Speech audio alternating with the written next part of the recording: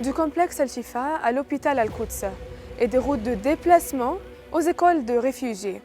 Les frappes israéliennes ne laissent aucun endroit sûr à Gaza. Si vous êtes blessé ou malade à l'hôpital Al-Shifa ou à l'hôpital Al-Quds ou à l'hôpital indonésien de Gaza, vous êtes exposé aux frappes. Et si vous vous trouvez dans une ambulance roulant sur une route ouverte, vous êtes également exposé aux frappes. Si les frappes vous ont déjà touché et vous avez perdu la vie, vos restes pourraient également être atteints par des bombes et des obus. Ça, c'est le résumé de la journée à Gaza. Il n'y a aucun endroit sûr et personne n'est à l'abri du danger. Les frappes israéliennes à Gaza visent les ambulances lors de leur transport de blessés dans les rues de la bande de Gaza ou lors de leur présence aux abords de divers hôpitaux tels que l'hôpital Al-Shifa, l'hôpital Al-Quds et l'hôpital indonésien. De plus, ces frappes ont touché les bâtiments de ces hôpitaux eux-mêmes, causant des dégâts considérables.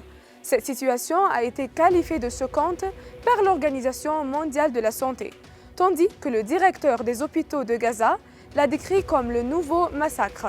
Les frappes israéliennes continuent de manière indiscriminée dans la plupart des régions de la bande de Gaza, visant les réfugiés, alors qu'ils se dirigent vers les zones du sud pour échapper aux violents affrontements dans le nord. De plus, les bombes israéliennes ont atteint les cimetières, tuant environ 10 martyrs, après avoir ciblé un travailleur dans la région. Cela s'est produit le même jour où des dizaines de personnes ont perdu la vie, lors du bombardement direct d'une école pour les déplacer par des obus de chars, suivi par le ciblage d'une autre école affiliée aux Nations Unies dans une nouvelle tragédie qui a fait plus de 100 morts et blessés. Malgré le fait que les hôpitaux continuent de fournir certains de leurs services sous les frappes, même ces services partiels sont menacés en raison de la pénurie du carburant.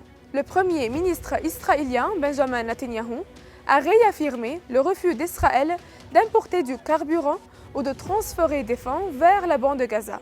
Tous ces événements se produisent en même temps que la visite du secrétaire d'État américain en Israël, qui a réaffirmé le droit d'Israël à se défendre, tout en soulignant la nécessité de protéger les civils et de mettre fin aux hostilités.